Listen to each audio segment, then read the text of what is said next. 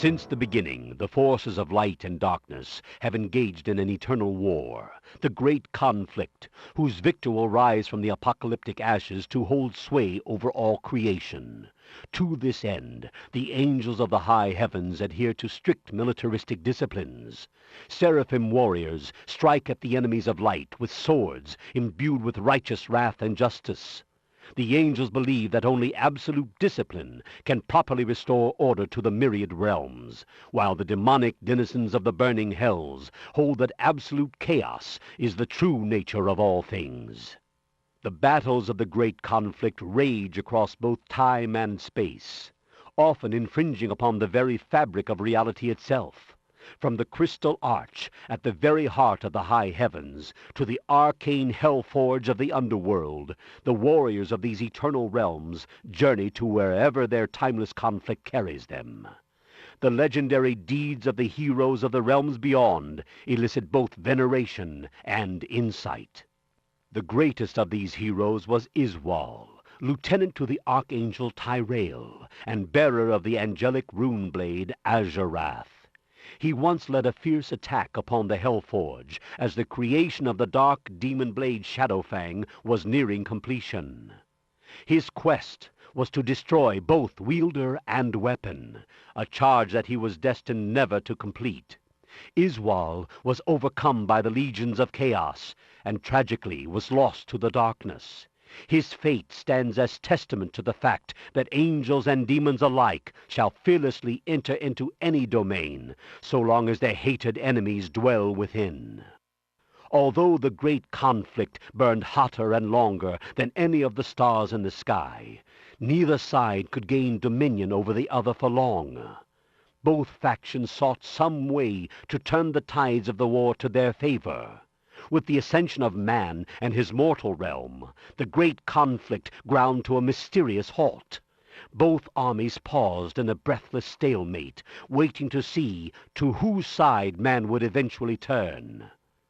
Mortals had the unique ability to choose between darkness and light, and it was held that this would be the deciding factor in the outcome of the great conflict. Thus, the agents of the nether realms descended to the mortal realm to vie for the favor of man.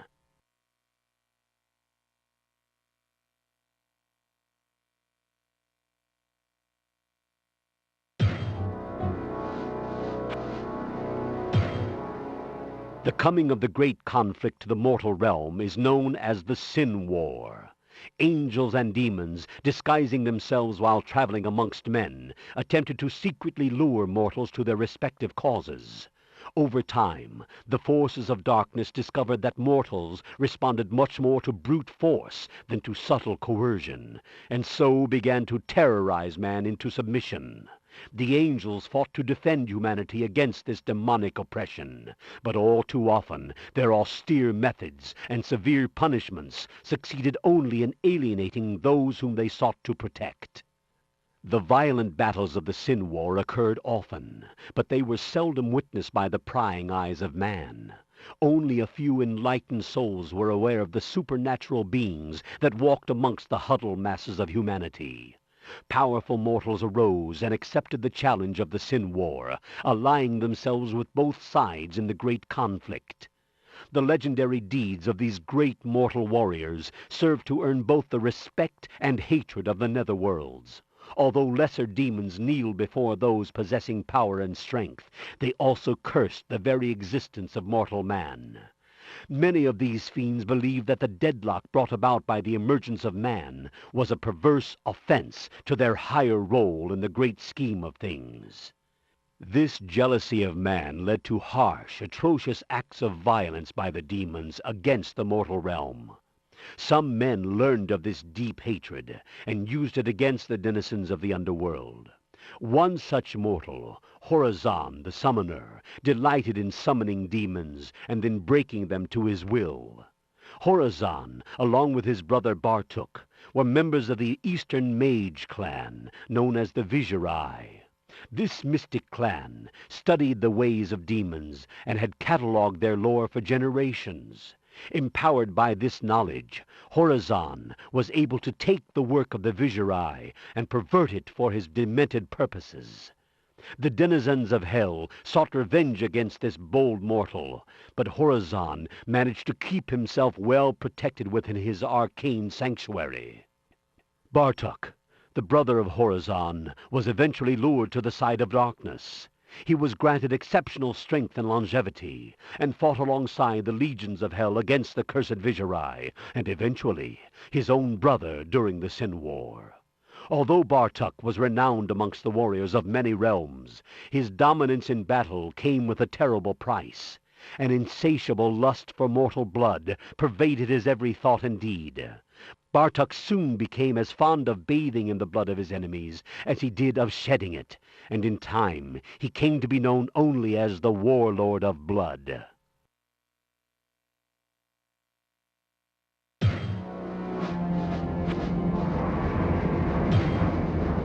Seven is the number of the powers of hell, and seven is the number of the great evils. Duriel, the Lord of Pain. Andariel, the Maiden of Anguish. Belial, the Lord of Lies. Osmodan, the Lord of Sin. These are the true names of the lesser of the great evils.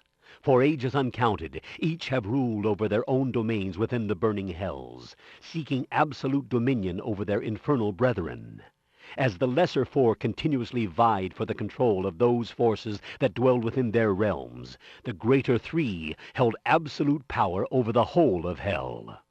The lesser four used dark and evil measures in their quest for power, and herein begins the legend of the Dark Exile. Mephisto, the Lord of Hatred. Baal, the Lord of Destruction. Diablo, the Lord of Terror. These are the prime evils of hell that wielded their power as a dark, sovereign triumvirate. The three brothers ruled over the lesser four by brutal force and malicious cunning. Being the eldest and strongest of the evils, the three brothers were responsible for countless victories against the armies of the light. Although they never held sway over the high heavens for long, the three were justly feared by enemies and subjects alike. With the ascension of man and the subsequent standstill of the great conflict, the three brothers began to devote their energies to the perversion of mortal souls. The three realized that man was the key to victory in the war against heaven, and thus altered their rigid agendum that they had propagated since the beginning. This change caused many of the lesser evils to question the authority of the three, and so brought about a great rift between the prime evils and their servitors. In their ignorance, the lesser evils began to believe that the three were afraid to continue the war with heaven. Frustrated by the cessation of the war, Osmodan and Belial saw the situation as their chance to overthrow the prime evils and take control of hell for themselves. The two demon lords made a pact with their minor brethren, assuring them that the wretched plague of humanity would not deter the ultimate victory of the sons of hell. Osmodan and Belial devised a plan to end the stalemate, achieve victory in the Sin War, and ultimately ride the bloody crest of the great conflict straight into the very arms of Armageddon. Thus, a great revolution was set into motion as all of hell went to war against the three brothers. The brothers fought with all of the savagery of the underworld, and to their credit, annihilated a third of hell's treacherous legions. In the end, however, they were overcome by the Horned Death, led by the traitors Osmodan and Belial. The prime evils, weakened and bodiless, were banished to the mortal realm, where Osmodan hoped that they would remain trapped forever. Osmodan believed that with the three set loose upon humanity, the angels would be forced to turn their focus upon the mortal plane, thus leaving the gates of heaven abandoned and defenseless. Those few demons who still pledged allegiance to the three brothers fled the wrath of Osmodan and Belial, escaping to the realm of man to seek out their lost masters. As the war fires died out upon the battlefields of hell, Osmodan and Belial began to argue over which of them held the higher authority. The pact that they had made quickly fell to ashes, as the two demon lords took up arms against each other. The legions of hell that remained were polarized behind either warlord, launching themselves into a bloody civil war that has lasted to this day.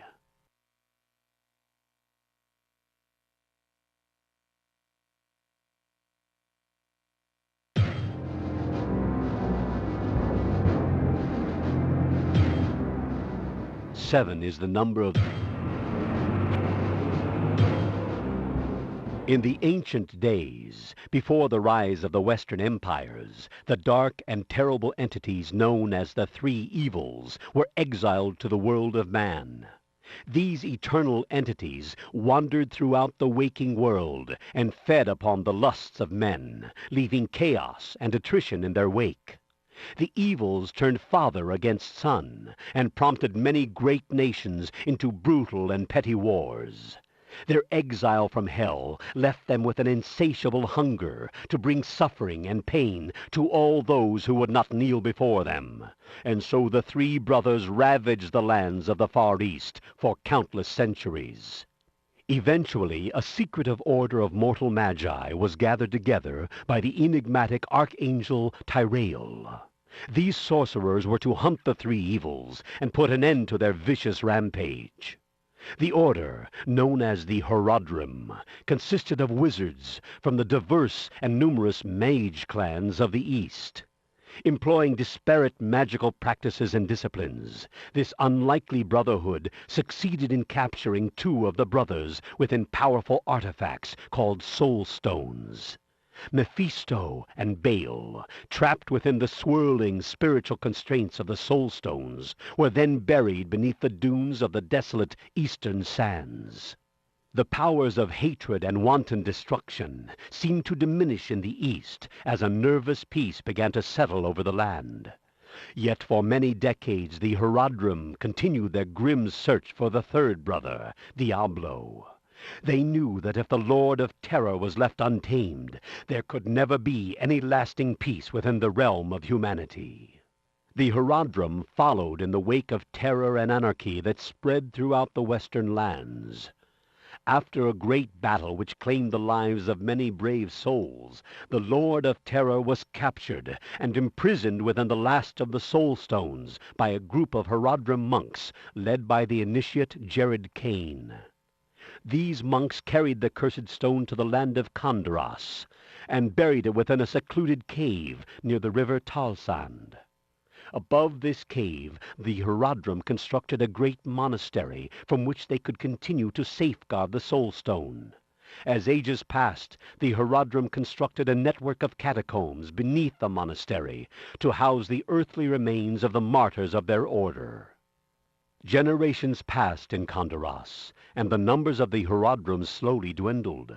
With no quests left to undertake, and too few sons to sustain their guardianship, the once powerful order faded into obscurity. Eventually, the great monastery that they had built fell to ruins as well. Although villages grew and thrived around the shell of the old monastery, no one knew of the dark, secret passageways that stretched into the cold earth beneath it. None could have dreamed of the burning red gem that pulsed within the labyrinth's heart.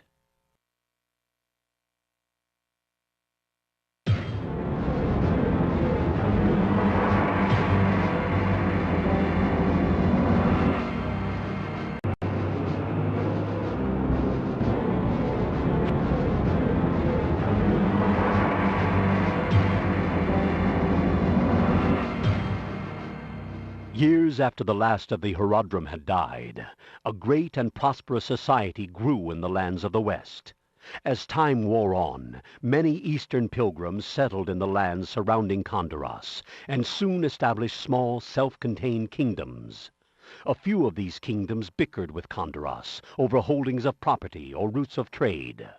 These squabbles did little to upset the lasting peace of the West, and the great northern kingdom of Westmarch proved to be a strong ally of Khanduras, as the two lands steadily engaged in ventures of barter and commerce. During this time, a bold new religion of the light, known as Zakarum, began to spread throughout the kingdom of Westmarch and into many of its northern principalities. Zakarum, founded in the Far East, implored followers to enter into the light and forsake the darkness that lurked within their souls. The people of Westmarch adopted the statutes of Zakarum as their sacred mission in the world. Westmarch began to turn towards its neighbors, expecting them to embrace this new beginning as well.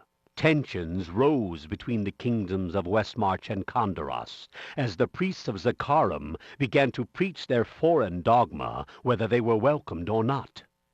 It was then that the great northern lord Leoric came unto the lands of Khanduras, and in the name of Zakarum declared himself king. Leoric was a deeply religious man, and had brought many knights and priests with him that comprised his Order of the Light. Leoric and his trusted adviser, the Archbishop Lazarus, made their way to the city of Tristram. Leoric appropriated the ancient, decrepit monastery on the outskirts of town for his seat of power, and renovated it to match its time-lost glory. Although the free people of Khanduras were not pleased with being placed under the sudden rule of a foreign king, Leoric served them with justice and might. Eventually, the people of Khanduras grew to respect the kind Leoric, sensing that he sought only to guide and protect them against the oppression of darkness.